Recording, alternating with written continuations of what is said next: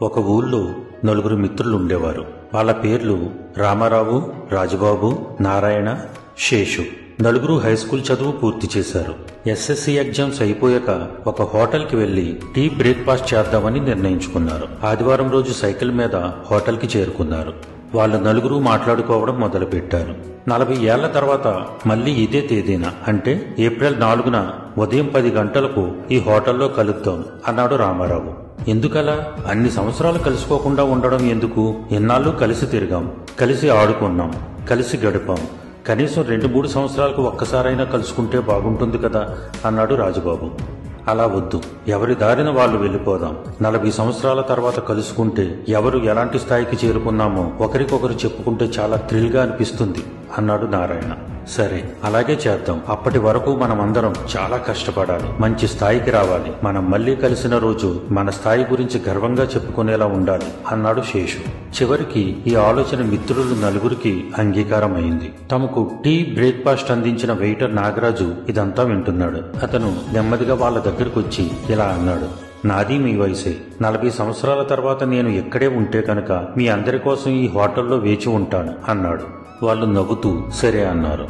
నలుగురు తదుపరి విద్య కోసం విడిపోయారు. రోజులు, నెలలు, సంవత్సరాలు గడిచిపోయాయి. సరిగ్గా 40 ఏళ్ల తర్వాత నిర్ణీత తేదీ ఏప్రిల్ 4 ఉదయం ఆ హోటల్ డోర్ వద్దకు విలాసవంతమైన కారు వచ్చింది. రామారావు కారు దిగి వరండా వైపు నడవడం మొదలుపెట్టాడు. రామారావుకి ఇప్పుడు 3 బంగారు నగల షాపులున్నాయి. హోటల్లో అడుగుపెట్టిన రామారావుని గుర్తుపట్టిన నాగరాజు ఎంతో ఆనందంగా, సార్, మీకోసం ఒక నెల క్రితమే రాజుబాబు గారు టేబుల్ బుక్ చేశారని చెప్పాడు. 1 గంటలో నారాయణ వచ్చాడు. నారాయణ ఒక మహానగరంలో పెద్ద బిల్డర్ అయ్యాడు. కోట్లు సంపాదించాడు. స్నేహితులిద్దరూ మాట్లాడుకుంటూ వేరే స్నేహితుల కోసం ఎదురు చూస్తుండగా అరగంటలో 3వ స్నేహితుడు శేషు వచ్చాడు. అతనితో మాట్లాడిన తర్వాత శేషు పరిశ్రమలు స్థాపించి పెద్ద వ్యాపారవేత్త అయ్యాడని ఇద్దరికీ తెలిసింది.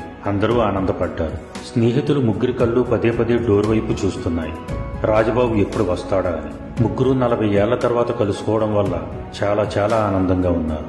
గంటల తరబడి కబుర్లు చెప్పుకుంటూ జోక్స్ వేసుకుంటూ కాలక్షేపం చేసినా రాజుబాబు రాలేదు. మనకి టేబుల్ కూడా బుక్ చేసి రాజుబాబు రాకపోవడం చాలా బాధగా ఉంది. మనం నలుగురం కలుసుకుంటాం అనుకున్నాను బాధగా అన్నాడు రామారావు. మనం చదువుకునే రోజుల్లో రాజుబాబు వాళ్ళది చాలా పేద కుటుంబం. వాళ్ళ అమ్మ నాన్న కూలీ చేసి పెంచి వాడిని చదివించేవారు. బహుశా తన జీవితంలో ఏమీ సాధించలేకపోయి ఉండొచ్చు. అందుకే మన మీదున్న ప్రేమతో మనల్ని మాత్రమే కలిపి మన మధ్య తను కలవడం ఇష్టం లేక రాకపోయి ఉండొచ్చు. గతాన్ని గుర్తు చేసుకుంటూ బాధగా అన్నాడు నారాయణ. మనం మధ్య మధ్యలో కలుస్తూ ఉండకపోవడం వల్ల పెద్ద తప్పే చేశాము. కలిసుంటే వాడికి ఏమైనా సహాయం చేసి ఉండేవాళ్ళం అన్నాడు శేషు. ఇక చేసేదేమీ లేక మిత్రులు ముగ్గురు బయలుదేరడానికి సిద్ధపడి తమ బిల్ ఎంతైందో అడిగారు. బిల్లు అడిగిన వెంటనే ఆన్లైన్లో బిల్లు కట్టేసినట్టు ముగ్గురికి సమాధానం వచ్చింది. ముగ్గురు బయటికి వచ్చారు. అప్పటికి సమయం రాత్రి 8 గంటలైంది. సరిగ్గా అప్పుడే ఓ యువకుడు కారు దిగి బయలుదేరేందుకు సిద్ధమవుతున్న ముగ్గురు స్నేహితుల వద్దకు వచ్చి ఎదురుగా నిలుచున్నాడు. ఆ ముగ్గురు ఆ వ్యక్తిని చూస్తూ ఉండిపోయారు. వచ్చిన ఆ యువకుడు, నేను మీ స్నేహితుడు రాజుబాబు గారి కొడుకు రామ్ కుమార్ని అంటూ చెప్పడం మొదలుపెట్టాడు.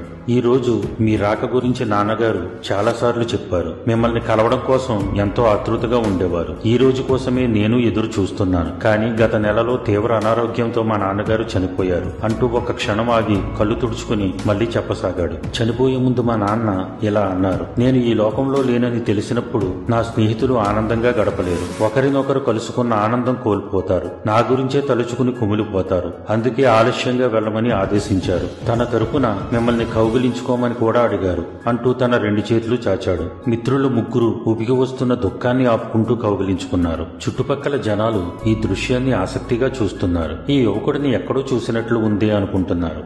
బాబు, నాన్నగారు ఏం చేసేవారు? తన జీవితం ఎలా సాగింది? జేరబోయిన గొంతుతో అడిగాడు రామారావు. నాన్న ఎన్నెన్నో కష్టాలు పడ్డారు. నన్ను చదివించడానికి బరువులు ఎత్తి కూలీ పనులు చేశారు. తన కష్టాలు ఎప్పటికీ నా జీవితంలో చూడకూడదు అనేవారు. ఆయన కష్టానికి ఫలితం దక్కాలని నేను చాలా శ్రద్ధగా చదివాను. ఈ రోజు నేను ఈ జిల్లా కలెక్టర్ని అంటూ ముగించాడు రామ్ కుమార్. అతను చెప్పిన మాటలు విని అక్కడున్న అందరూ ఆశ్చర్యపోయారు. మిత్రులు మాత్రం అతని వద్ద సెలవు తీసుకుని వస్తున్న దుఃఖాన్ని తమలోనే దిగమింగుతూ మంచి స్నేహితుడిని కోల్పోయి కోల్పోయామే అన్న బాధతో వెనుతిరిగారు. మిత్రులారా, అందుకే మీ బంధువులతోనూ స్నేహితులతోనూ శ్రేయోభిలాషులతోనూ వీలును బట్టి కలుస్తూ ఉండండి. వీలు కాకపోయినా వీలు కల్పించుకుని కలవండి. తర్వాత వెళ్దాం, సందర్భం వచ్చినప్పుడు చూద్దాం అనుకుంటూ ఏళ్ల తరబడి వాయిదాలు వేయకండి. ఎందుకంటే మృత్యువును చేరుకోవడానికి ఎప్పుడు ఎవరి వంతు వస్తుందో తెలియదు. ఆ తర్వాత కలుద్దామని ఎంత తాపత్రయపడినా కలవాల్సిన వాళ్ళు మీకు ఎప్పటికీ కనిపించరు. జీవితం అంటే సినిమాలు, రాజకీయాలు, టీవీలు, మొబైళ్లు, ఫేస్బుక్లు, వాట్సాప్లు, బార్లు, రెస్టారెంట్లు లాంటివి మాత్రమే కాదు. అమ్మలు, నాన్నలు, తోడపుట్టిన వాళ్ళు, అమ్మమ్మలు, నాన్నమ్మలు, తాతయ్యలు, స్నేహితులు, బంధువులు, సరదాలు, సంతోషాలు అన్నీ ఉంటేనే నిజమైన జీవితం. అందుకే వీళ్ళందరితోనూ కలిసిమెలిసి ఉండండి. జీవించినంతకాలం ఆనందాన్ని అనుభవించండి. మిమ్మల్ని కోరుకునే వాళ్ళను కూడా ఆనందంగా ఉంచండి. సర్వేజన సుఖినో భవంతు. Dear friends,